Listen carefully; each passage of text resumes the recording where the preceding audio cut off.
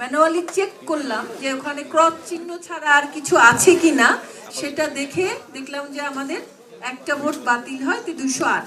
তো কিন্তু দুই মেশিনে দুই রকম রেজাল্ট দিচ্ছে। আমরা তো সেটা নেব না, কারণ একটা ভোটও যদি ভিন্ন হয়, সে একটা ভোটেও তো অনেক বড় কিছু হতে পারে। তো এটা আমরা বারবার, যে মেশিনটা একটু ভুল দেখাচ্ছে সেই মেশিনটাই আমরা 4 বার 5 বার রান করালাম, একই রকমই আসছে। এখন আমরা তো ছাত্রদের বলে ফেলছি যে আমরা দুটো মেশিনে করব, মানে দুই কোম্পানির মেশিন, তিনটা 6টা।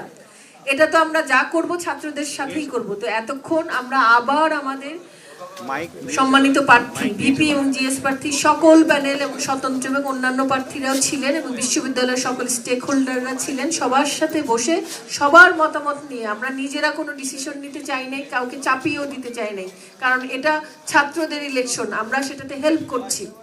তো সবার এই সমস্যা নিরসন করার জন্য আমরা রাত 10টায় মাননীয় উপাচার্যের কনফারেন্স কক্ষে সকল প্যানেলের এবং স্বতন্ত্র প্রার্থীর ভিপি জিএস এবং অন্যান্য প্রার্থীগণ সহ জবি শিক্ষক সমিতির সভাপতি, সাধারণ সম্পাদক, প্রক্টর, ছাত্র কল্যাণ উপদেষ্টাগণের উপস্থিতিতে একটি মত বিনিময় সভা অনুষ্ঠিত হয়।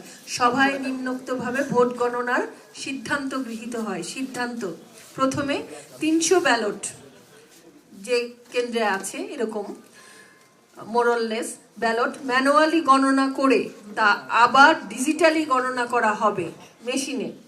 যদি দুটো মেশিনেই যেই ফলাফলটা ম্যানুয়ালি ফলাফলের কাছাকাছি হয়, তাহলে, এবং কাছাকাছি হয় মানে ম্যানুয়ালি যে ফলাফল তার সাথে মিলে যায়, তাহলে আমরা সেই মেশিনেই বাকি ভোটগুলা গণনা করা হবে বাকি কেন্দ্রে। এভাবে ডিজিটালি গণনা চলাকালীন সময়ে কারো যদি মনে হয় যে চলছে এই মেশিনটা যেহেতু ভালো আসলো না, ওটাও যদি মাঝখানে সমস্যা হয়, র্যান্ডমলি যে কোনো কেন্দ্রের যে দুই একটা ম্যানুয়ালি গুনলাম, আবার ডিজিটালও চেক করলাম, তাহলে যে মেশিনের মাঝে মাঝে মাথা বিগড়ে গেল কিনা সেটাও চেক হলো। আচ্ছা, এভাবে গণনা করা হবে। এভাবে সকল কেন্দ্রের ভোট ডিজিটালি গণনা শেষে একসাথে যকসু নির্বাচনের ফলাফল ঘোষণা করা হবে।